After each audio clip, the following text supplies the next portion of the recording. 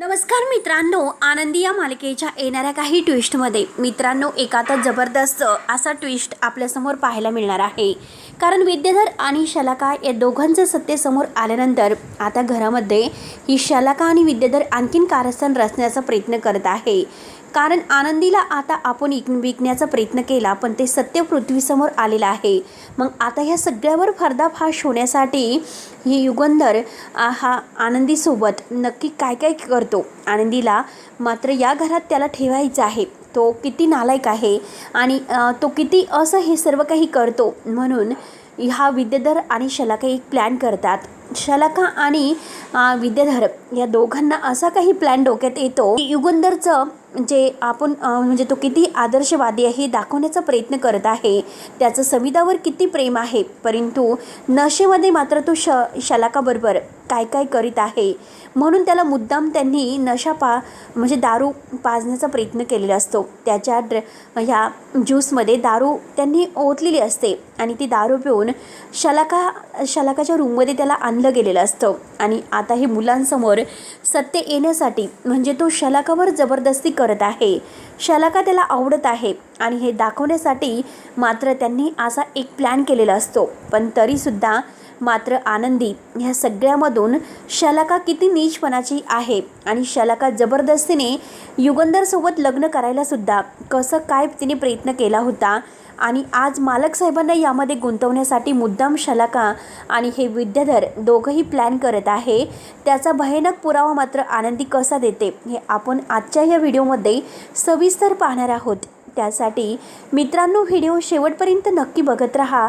आणि जर तुम्ही आपल्या चॅनलवर नवीन असाल तर चॅनलला सबस्क्राईब करण्यासाठी मात्र विसरू नका, जेणेकरून तुम्हाला आता या मालिकेचे असे अगदी नवनवीन ट्विस्ट पाहायला मिळतील.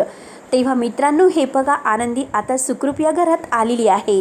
हे काही विद्याधर आणि शलाका या दोघांना देखवलेलं नसतं. आणि त्यात म्हणजे आता मंगळगौरीचा कार्यक्रम घरामध्ये झालेला आहे. आणि मंगळगौरीच्या कार्यक्रमाला युगंधर आणि आनंदी हे दोघंही एकत्र आहेत. दोघं एकत्र येऊन एकमेकांची खूप काळजी घेतात, नवरा बायकोसारखं वागतात. हे बघून आता शलाका आणि विद्याधर यांचा इतका जळफळाट होत असतो. तेव्हा पृथ्वीसुद्धा आता यांच्या बाजूने व्हायला सुरुवात होते. कारण पृथ्वीने विद्याधरसोबत जी डील करायची आहे, जी पार्टनरशिप त्याला करायची होती ती नाकारलेली असते. म्हणून विद्याधरचा फार जळफळाट तर होतोच, परंतु त्या आनंदीला मात्र विकून आपल्याला जे पैसे मोजायचे होते तर ते आपलं स्वप्नच राहून गेलं. आणि ह्या आनंदीमध्ये आणि युगंधर या दोघांमध्ये आता दरी निर्माण करण्यासाठी आणि मुलांच्या मनात युगंधरविषयी आणखीनच नीचपणाची भावना आपल्याला तयार करावी लागेल. आणि पृथ्वी आपल्याबरोबर डील करायला तयार होईल. असं काहीतरी आपल्याला करण्यासाठी आता काहीतरी असा प्लॅन करावा लागेल. म्हणून विद्याधर आता शलाकाला म्हणत आहे की शलाका हे बघ, हे काम तर तुलाच परफेक्ट जमू शकतं.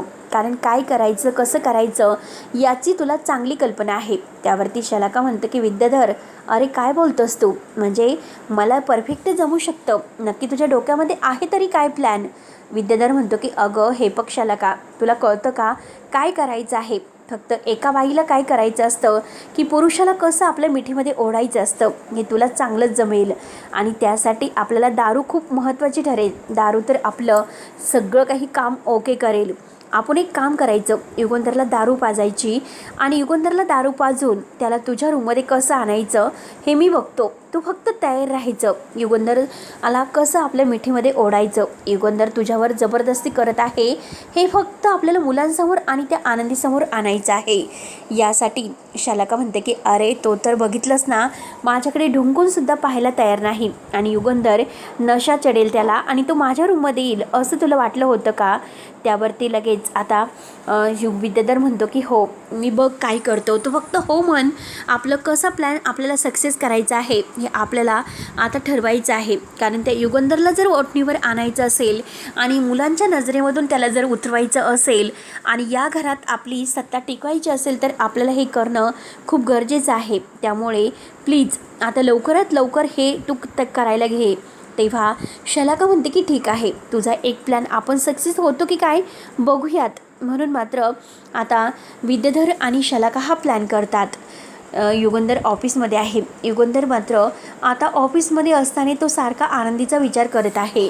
त्याला असं वाटतं की आनंदी नक्की काय करत होती आणि त्या पेटीमध्ये तिला बंद कसं केलं असेल, आनंदीची काय अवस्था झाली असेल, आनंदीचा आपण विचार करायला हवा. म्हणून आता तो आनंदीचा विचार करत असतो. आनंदीला या घरात आता तिचे मालकी हक्क द्यायला हवेत, म्हणून त्याने जी प्रॉपर्टी आनंदीच्या नावावर करण्याची ठरवलेली आहे, म्हणजे केलेली आहे कागदपत्री, तर ती सगळ्यांच्या समोर जाहीर करण्याचं ठरवलेलं असतं.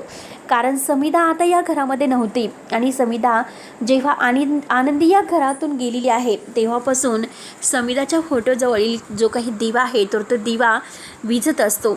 म्हणून मुलांना एक तो असा भयानक चमत्कार घडलेला असतो. मुलंसुद्धा आता आनंदीच्या मागे पुढे करत असतात. पण त्याच वेळेस आता युगंधर घरी येणार आहे आणि युगंधरच्या ज्यूसमध्ये तेव्हा शिल्पा आता युगंधरसाठी ज्यूस वगैरे करत असते. परंतु आता शिल्पा बाजूला जाते. मग आनंदीने ते ज्यूस वगैरे करायला घेतलेलं असतं. ते ज्यूस आता ती करून तेथे ठेवते आणि मालक साहेब केव्हा येतील याची ती वाट बघत असते. आणि तेवढ्यात मात्र ही शलाका तिकडेच असते. शलाका विद्याधरला फोन करते आणि विद्याधरला फोन करून सगळं काही समजावते. विद्याधरला फोन करून विद्याधर तेवढ्यात ह्या आनंदीची नजर चुकून किचनमध्ये येतो आणि त्या ग्लासमध्ये तो दारू मिक्स करून देतो. दारू मिक्स केल्यानंतर त्याला फार आनंद होतो. आता आनंदीला वाटतं की नक्की कोणीतरी इथे आलं होतं. आनंदी विचारते की कोण आहे, पण विद्याधर मात्र काही उत्तर देत नाही. तो गुपचूप तिथून त्या ग्लासमध्ये दारू ओततो आणि तिथून निघून जातो. आणि त्याच वेळेस मात्र आता लगेच आनंदी तो ज्यूस घेते. मालक साहेब आलेले आहे वाटतं. मग आपण मालक साहेबांसाठी ज्यूस वगैरे न्यायला हवा, कारण खूप दमलेले असतील आणि त्यांना भूकसुद्धा लागली असेल. त्यामुळे आपण आज त्यांनाही ज्यूस वगैरे देऊयात आणि नंतर ते तयार होतील.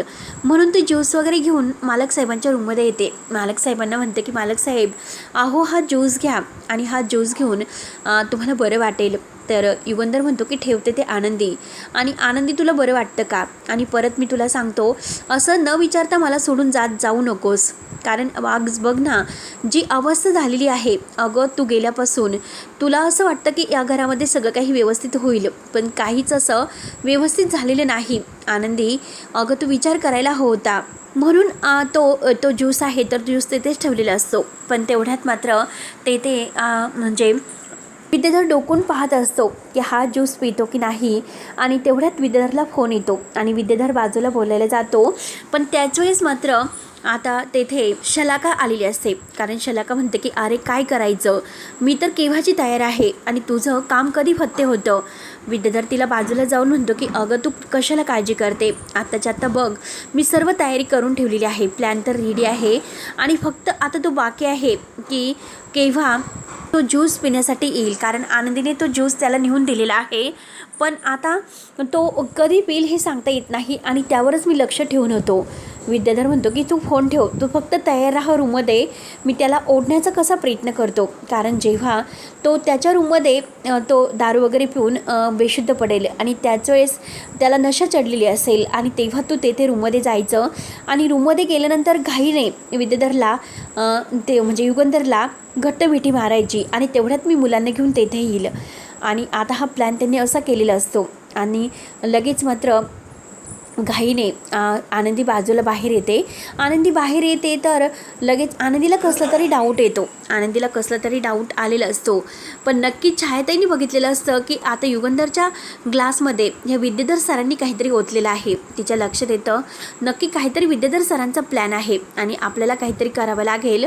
म्हणून ती घाईने आता इकडे आनंदीताई आणि शलाका त्या शलाकाला पाहतच असते की शलाकाताई आज का आले असतील. आणि ती काही लक्ष न देता युगंधरच्या मध्ये येते आणि युगंधर तो ज्यूस पित असतो. युगंधर ज्यूस पित असताना मात्र आता त्याला नशा चढलेली असते. तो आनंदीला सर्व काही बोलून जातो. आनंदीला इतकं काही बोलत असतो की आनंदी मला माफ कर, माझं तुझ्यावर खूप प्रेम आहे. समिधा गेल्यापासून मी एकटा पडलो, त्यामुळे खरंच मला तुझी गरज आहे. तू काहीतरी असं कर की जेणेकरून आता हे घरातील सगळं काही वाद तंटे सगळं काही मिटतील. म्हणून लगेच आनंदी ही पाहत असते आणि आनंदी म्हणते की मालक साहेब तुम्हाला काय झालं, मी तर तुम्हाला ज्यूस प्यायला दिला होता. छायाताई धावतच येतात. छायाताई म्हणतात की आनंदीताई अहो खूप मोठा घोळ झालेला आहे. विद्याधर सरांनी त्या ज्यूसमध्ये दारू मिक्स केलेली आहे, मला सांगायचं राहूनच गेलं. आनंदी म्हणते की काय बोलतेस, तर लगेच छायाताई म्हणतात की हो हो आणि ताई लवकरात लवकर काहीतरी करा, त्यांची नशा कशी उतरेल हे आपल्याला बघावं लागेल. म्हणून त्या दोघी बाहेर येतात किचनमध्ये आणि लिंबू सरबत बनवण्याचं ठरवतात. पण तेवढ्यात मात्र शलाका रूममध्ये घुसते आणि रूममध्ये घुसल्या क्षणी लगेच आता हा विद्याधर ओरडायला सुरुवात करतो. शलाका जोरजोराने ओरडत असते की वाचवा वाचवा वाचवा, परंतु आता मुलांना तो घेऊन येतो. विद्याधर म्हणतो की बघा बघा तुमच्या बापाचे काय राहाडे सुरू आहे. आता मुलांना हे सर्व बघून धक्काच बसतो, पण मुलांचा विश्वास बसत नसतो. हे सगळं केलेलं कारस्थान आहे. तेव्हा आनंदी म्हणते की थांबा, मालक साहेबावर असे आरोप कोणी करू शकत नाही. शलाका म्हणते की वाचवा वाचवा, कारण मी आज खरंच ह्या युगंधरने माझ्यासोबत असं काही केलं असेल मला माहिती नव्हतं. युगंधर इतका नीच असेल मला माहिती नव्हतं. म्हणून शलाका आता त्याच्यावर बदनाम होण्याचे आरोप करायला सुरुवात करते. हे सगळं आनंदी ऐकते. आनंदी म्हणते की शलाकाताई थांबा, जे काही आरोप करतात ना ते आरोप करण्या अगोदर मी तुम्हाला पुरावा देते.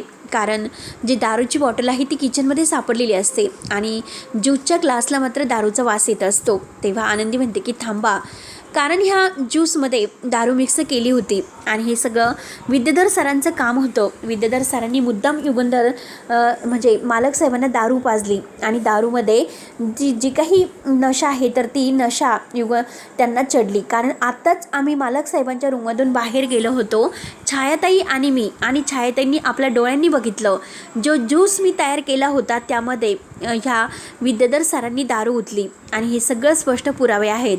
कारण काहीतरी यांना कारस्थान करायचं असेल आणि ते कारस्थान करण्यासाठीच त्यांनी हे सर्व केलेलं आहे. आनंदी पुरावेसहित सिद्ध करते.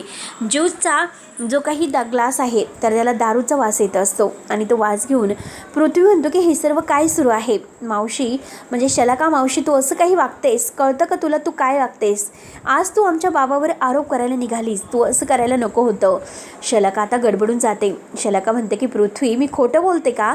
आनंदी म्हणते की हो खोटं बोलतात तुम्ही, कारण युगंधर साहेब म्हणजे मालक साहेब कधीही असे नाही, एक देव माणूस आहे आणि एका देव माणसावर तुम्ही असे आरोप करतात, तुम्हाला वाटेल तसं पटतं का.